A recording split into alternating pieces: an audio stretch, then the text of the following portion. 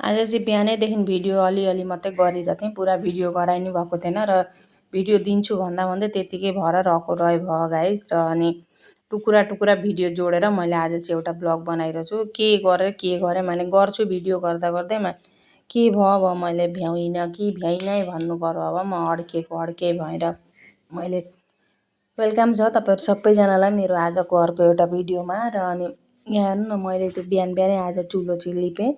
यहाँ गाखिर बसाए पछाडि भरे गाखिर खनाउँदा ढिलो हुन्छ, एकछिन तरसर लाग्छ भनेर मजाले तताउँदा अनि यो चुलो पोत्न पनि रह्यो हुन्छ। र अनि आज चाहिँ हो सन्डे र अनि भात पकाउन हतार नभएकाले गर्दा मैले चाहिँ आज अब यो चुलो पोतेर मात्रै गाखिर बसाउँछु भनेर अनि पहिले चाहिँ यो चुलो पोतेँ, भत्की पनि सकेको थियो। र यहाँ चाहिँ के आएछ अब यो देखाउँदिनँ, म तपाईँहरूलाई पछाडि देखाउँछु। र अनि यहाँ हेर्नु न, मैले चाहिँ बसाइसकिरहेको छु चिया। र अनि यो चिया चाहिँ अब लाल चिया, दुध चिया, भिन्डी टाइपको चिया पकाउनुपर्छ। र पहिले चाहिँ बनाएँ लाल चिया मलाई र छोराछोरीलाई भनेर। अनि लाल चिया बनाउँदाखेरि कति थोक हालेँ कि भन्नुहुन्छ होला, मैले चाहिँ बहुत थोक हाल्छु लाल चियामा। अदुवा हाल्दिनँ, मरिच, त्यसपछि गरम मसला, अनि तुलसी पत्ताको धुलोहरू के हाल्छु। र अनि दाउरा पनि हेर्नु न, मैले आज एकदम 15 दिनलाई पुग्ने भनेर मजाले हुल्दिरहेको छु अब। र अनि भातसात त पकाइँदैन, त्यही दुध सुध तताउने मात्रै हो दाउरामा। त्यही पनि कति दाउरा चाहिन्छन् भने अनि फेरि पानीले गर्दा दाउरा पनि ल्याउन एकदम मुस्किल परिरहेको छ नि त, ल्याउ पानी भएर। र अनि दाउरा त उसमै छन्, भिज्दैनन्, त्यही पनि बाटामा लिएर आउँदा चाहिँ आफू चाहिँ बोकेर चिप्लेर लडिन्छ कि भने जत्तिकै हुन्छ अब। र अनि अब चाहिँ मैले बसाएँ दुध चिया। अनि मैले यता ठिक पारिरहेको छु यो मटर पनिर बनाउँछु भनेर। अनि यता बैगुन पनि काट्दैछु, यो बिहानको लागि हो। र अनि बिहान चाहिँ मैले के पकाएँ सबै तपाईँहरूलाई देखाउन पनि पाइनँ अब। र अनि के भयो त्यत्तिकै म आज भिडियो पनि गर्न मेरो मिलेन त्यस्तो खालको भयो। र अनि किचनमा मात्रै बसिराखाइ भएन, अब बहुतवटा काम गर्दाखेरि कुदै गर्दा यस्तो खालको भएर मेरो आज मर्निङ भिडियो चाहिँ तपाईँहरूलाई एकदम गरेर दिन पनि भ्याइनँ। र मैले यो बिहान अलिकति गरेको क्लिप थियो र त्यही तपाईँहरूलाई दिन्छु भनेर। अनि आज सन्डे भइसकेपछि त कति हतार हुन्छ, तपाईँहरू सबैजनालाई थाहै छ, मलाई मात्रै होइन सबैजनालाई त्यस्तै नि हो, सबै आमाहरूलाई। र अनि बिहान पनि अलिकति ढिलो हुन्छ उठ्नको लागि। अनि आज चाहिँ स्कुल पनि छैन भनौँ, तर त्यही दिन चाहिँ धेरै काम पनि हुन्छ। र अनि यो पनिर हिजो मैले बनाउँदैछु भनेर तपाईँहरूलाई भिडियो जुन दिइरहेको थिएँ त्यस्तै पनिर हो। र यसलाई म काटेर आजै पकाउनु पऱ्यो भनेर अनि यहाँ फटाफट काट्दैछु। अब घरमा बनाएको हुँदा त चाना पनि ठुल्ठुला पारिन्छ नि त, अब घरमा छ अहिले भनेपछि। अनि बजारबाट किनेर ल्याएको कम्ती हुन्छ, अनि त्यसैले म अनि यो लसुन अदुवाहरू सबै त ठिक पार्दैछु। कोही बेला त यस्तो लाग्छ जे यो भिडियोलाई पनि टाइमै दिन सक्दिनँ होला जस्तो लाग्छ।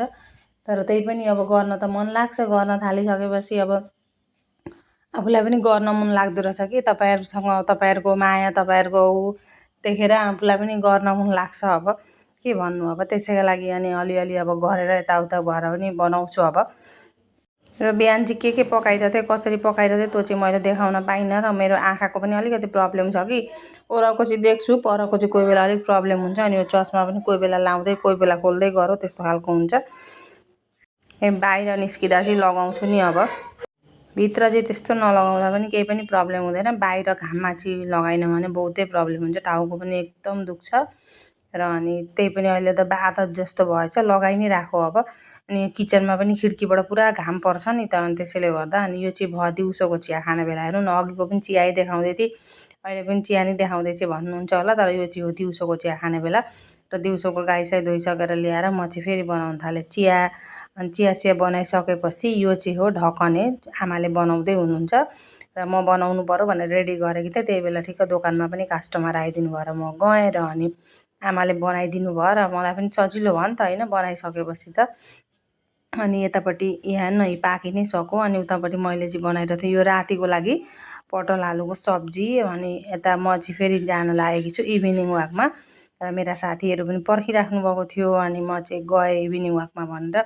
र यो चाहिँ हो हाम्रा गाउँको नजारा, म तपाईँहरूलाई हाम्रा गाउँको नजारा पनि देख्छु। र उतैलाई चाहिँ हेर्नु न, यो अगाडिपट्टि मजाले देखिएन होला, उतैलाई चाहिँ हेर्नु, यसलाई चाहिँ यो दुईवटा गाडी पार हुने बाटो पनि साँघुरो भइरहेछ। यस्तो खारो फिटिङ बकी चाहिँ भने हल्लिन पनि नसक्ने, अहिले गाडी आउँदा पनि पछारिन्छ कि भने जस्तै खालको भएछ। म चाहिँ त्यसलाई लुकी भिडियो गरेँ कि नि त, फेरि देखि भने मार्छ होला मेरो भिडियो गऱ्यो भनेर। फेरि के भरोसा नि खाएर आउने मान्छेको त केही ग्यारेन्टी हुँदैन, जेही पनि गरिदिन्छन्। अनि देख्छ कि भनेर म चाहिँ आफ्नो भिडियो गरे जत्तिकै गरेर उसको भिडियो गरेँ कि। र हेर्न धान पनि पुरा हरियो भएर आइरहेछ, यतापट्टि एकदम राम्रो भएर आइरहेछ र हरियाली हरियाली। यतापट्टि आउँदा चाहिँ एकदम राम्रो लाग्छ, हरियो हरियो भइरहेछ। र यो बिचमा चाहिँ हेर्नु है माताको मन्दिर, र अनि यतापट्टिको मन्दिरहरू चाहिँ तपाईँलाई मैले देखाएकी थिइनँ। यो बाटो हिँड्दा हाम्रो घर अगाडिको मन्दिर मात्रै तपाईँलाई धेरै देखाइ हुन्थ्यो। र यो चाहिँ हो माताको मन्दिर। अनि यहाँ चाहिँ हेर्न छेउछाउमा हरियाली हरियाली कस्तो राम्रो छ। वरिपरि खेतामा पुरा धान रोपेको, अनि बिचमा चाहिँ यो मन्दिर यस्तो राम्रो देखिन्छ नि त यहाँनिर। अनि यहाँनिर फेरि घरसर पनि केही छैनन्, खुला आकाश पनि कस्तो राम्रो नजारा देखिन्छ नि त यतापट्टि। र हिँड्न साह्रै राम्रो लाग्छ यतापट्टि। र अनि यही बेला म चाहिँ मौका छोपेर हिँडेकै बेला अनि यो बेलपत्ता पनि ल्याइहाल्नु पऱ्यो। आज भोलि त फेरि सोमबार टिप्नु हुँदैन भन्छन् कि के हो अब, टिप्नु नहुने कारण चाहिँ म जान्दिनँ, तर हुँदैन भनेकाले गर्दा अब जसले जे भन्छ त्यो त मान्नै पर्यो नि त होइन। सानैदेखि हुँदैन भनेको सुनियो। र म फेरि आएर किचनमा पसेँ। मैले चाहिँ आधी पकाइसकेर इभिनिङ वाकमा भनेर गइरहेको थिएँ। साथीहरू आएपछि अब घाँस छोड्नु अरे साथ नछोड्नु भन्छन् नि त होइन। त्यही भएर अनि अब साथीसँग त जानै पर्यो, भरे फेरि आफू एक्लै हुँ चाहिँ राम्रो पनि लाग्दैन। र अनि म चाहिँ यतापट्टि रहेको खानासाना पकाउन भनेर थालेँ। आजलाई यति नै, भोलि भेटौँला, बाई बाई।